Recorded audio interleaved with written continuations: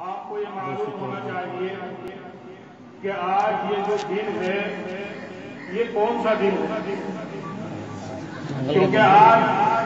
مسلمان باہر جو کے ساتھ تھوڑا سا ان کو اور جب مسلمان اپنی تاریخ کو بھول گیا تو پھر اس کے اندر حوصلہ قوت کہاں پیدا ہو سکتی ہے؟ حوصلہ اور قوت مسلمان کے اندر اسی وقت پیدا ہوگی جبکہ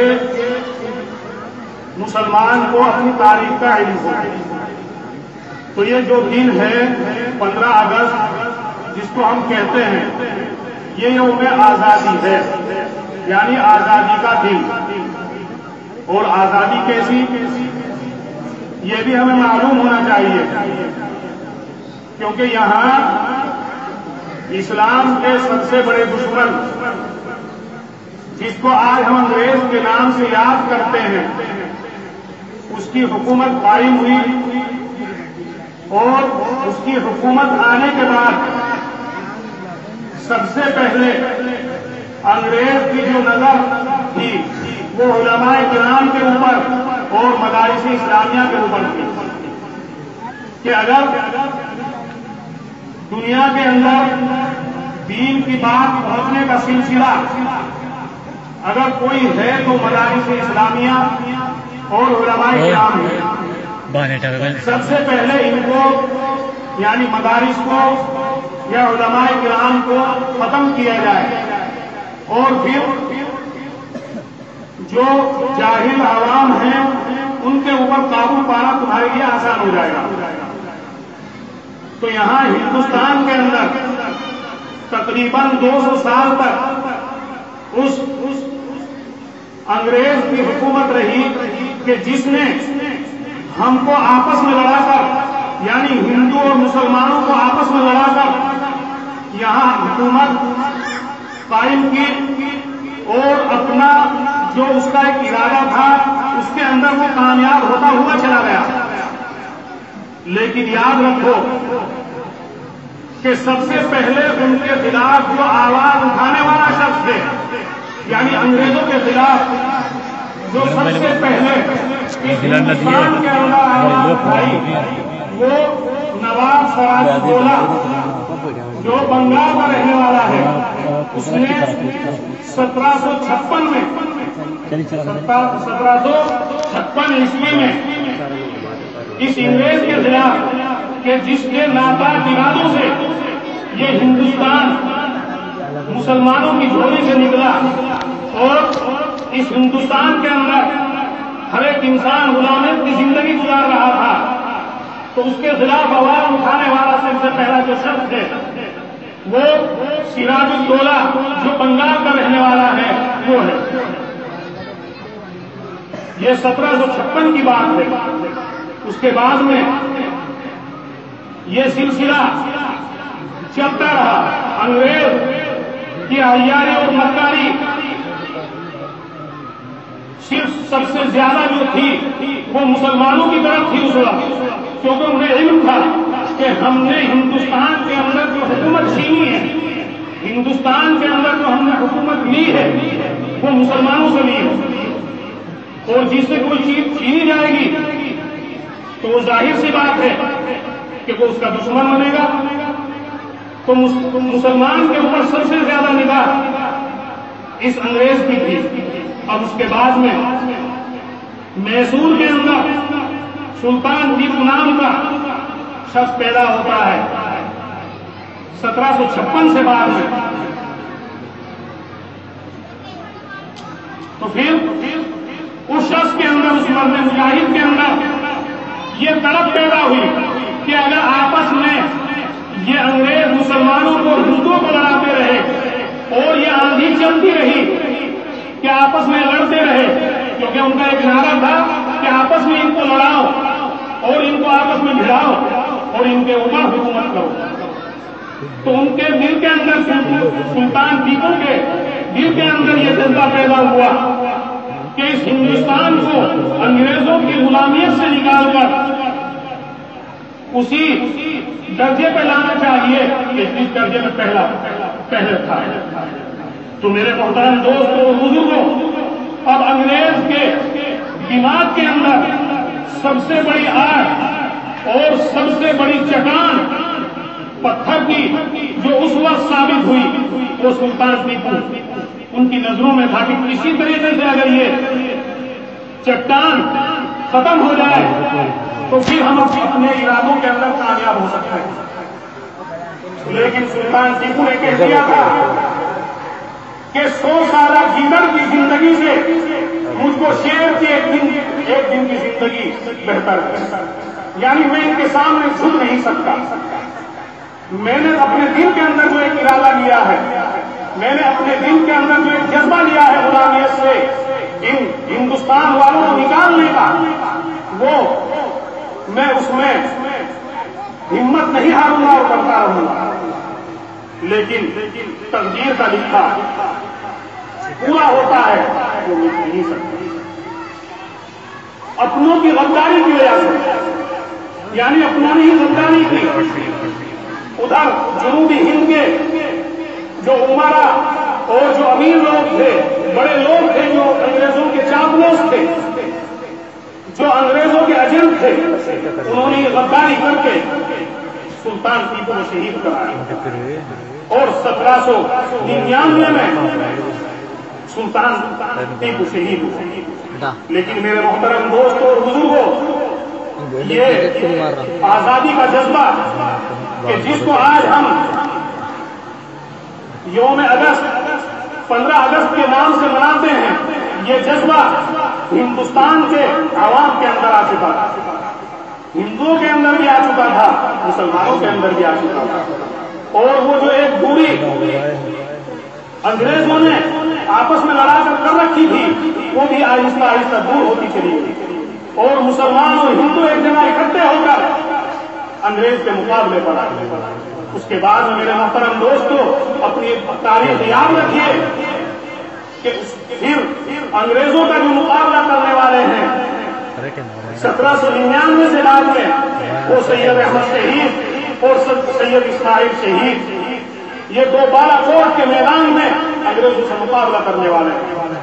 اور بالاکوٹ کے میدان میں جا کر انہوں نے اس ہندوستان کی آزادی کے خاطر اپنی جان کی قربانی دی، اپنی جان کا نظریہ پیش کیا اور وہاں جا کر شہید ہوئے۔ اسی طریقے سے پھر یہ 100 سالہ عرصہ، یعنی 1756 سے لے کر 1857 تک کا جو عرصہ ہے، یعنی 100 سالہ، اس میں سب سے زیادہ قربانی دینے والے اور سب سے زیادہ غلامیت سے اس ملک کو نکالنے والے، اس کا جذبہ لوگوں کے دلوں کے اندر پیدا کرنے والے جو ہیں وہ مسلمان۔ اس کے بعد میں 1857 کے اندر ایک غدر ہوتا ہے، یعنی غدر کا مطلب یہ ہے کہ جو حکومت ہے اس کے خلاف کھڑے ہونا، اور 1857 میں 10 مئی کے اندر میرٹھ کی چھاونی میں ایک میٹنگ ہوئی، اور اس میٹنگ میں یہ طے پایا کہ اپنا کوئی رہبر چننا چاہیے کہ جس کے جھنڈے کے نیچے رہ کر، جس کی بات مان کر اس سفید خان کو، انگریز کو یہاں سے ہم بگا سکے، ایسا کوئی شخص ہونا چاہیے۔ 10 مئی 1857 کے اندر میرٹھ چھاونی کے اندر یہ بات طے ہوئی، اور وہاں سے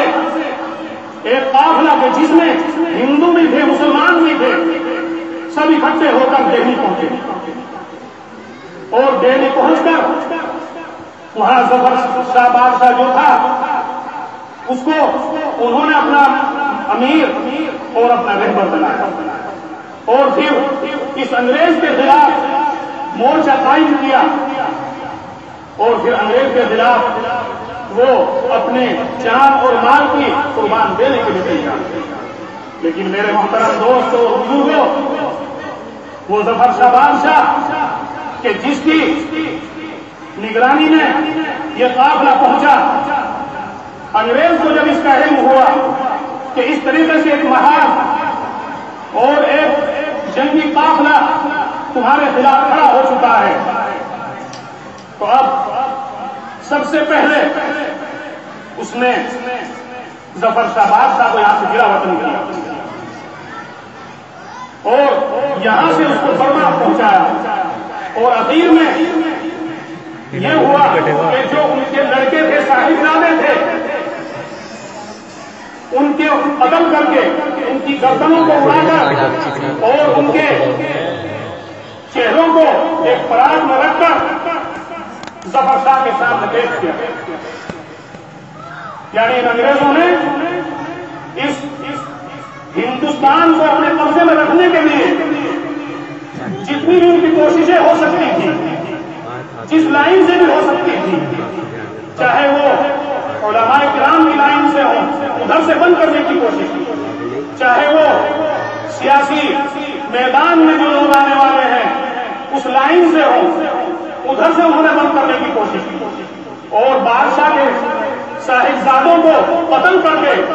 ان کے سروں کو ایک پراگ میں رکھ کر بادشاہ کے سامنے پیش کیا،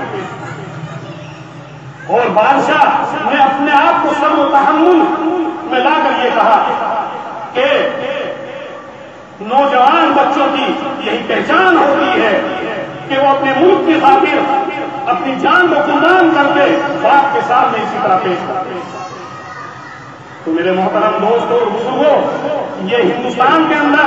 آج جو ہم کو یہ آزادی ملی ہوئی ہے، یہ ویسے ہی نہیں ملی، یہ ہمارے بڑوں نے، ہمارے علماء کرام نے اور ہمارے ہندو بھائیوں نے مل کر اس ہندوستان کی آزادی کے لیے اپنی جان کی اور مال کی قربانی کی۔ اس کے بعد میرے محترم دوستوں اور بزرگوں، اتنا قتل و غارتی انگریز نے کی کہ بتلایا جاتا ہے کہ دلی کا جو چاندنی چوک ہے وہاں سے لے کر اور لاہور تک کوئی درخت ایسا بچا ہوا نہیں تھا کہ جس کے اوپر علماء کرام کی لاشیں یا ہندوستان کو جو آزاد کروانے والے تھے ان کی لاشیں لٹکتی ہوئی نظر نہ آتی۔ یہیں تک نہیں بلکہ پہلے سے درختوں کے اوپر رسے ڈال کر رکھا کرتے تھے ٹھنڈے کے، اور ان لوگوں کو کہ جو ہندوستان کو آزاد کرانے کے لیے ان کے مقابلے پر آتا تھا تو اس کو پکڑ کر ہاتھی کے اوپر بٹھاتے اور ہاتھی کے اوپر بٹھا کر پھر اس درخت کے پاس لے جاتے اور ٹھنڈا اس کے گلے میں ڈالتے اور ہاتھی کو آگے چلا دیتے، تو پھر وہ لاش لٹکتی ہوئی، تڑپتی ہوئی، آنکھیں باہر ہوتی ہوئی نظر آتی اور وہیں ختم ہو جاتا۔ اتنے بڑے بڑے ظلم اس انگریز نے اس ہندوستان میں کیے، لیکن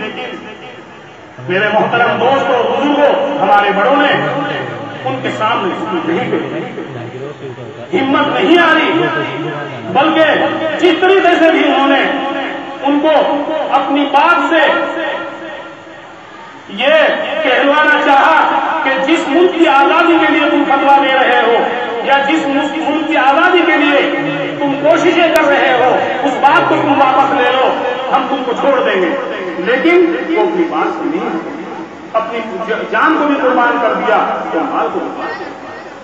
اور انہی علماء کرام کو بوریوں میں بند کر کے توپوں کے منہ پر لگاتے تھے اور توپوں کے منہ پر باندھ کر توپ چلاتے تھے، اور پھر ان کے بدن کے ٹکڑے کاغذ کے پرزوں کی طرح ہواؤں میں اڑتے تھے، ان کے ہمارے بڑوں کے، ہمارے علماء کرام کے، اس لیے اس ہندوستان کی آزاد کرانے کے لیے، اور ان کی کوئی غلطی نہیں تھی بلکہ صرف یہ تھی کہ انہوں نے آواز اٹھا رکھی تھی کہ ہم اس ہندوستان میں غلامیت سے رہنا نہیں چاہتے، غلام بننا نہیں چاہتے، ہم اس ہندوستان میں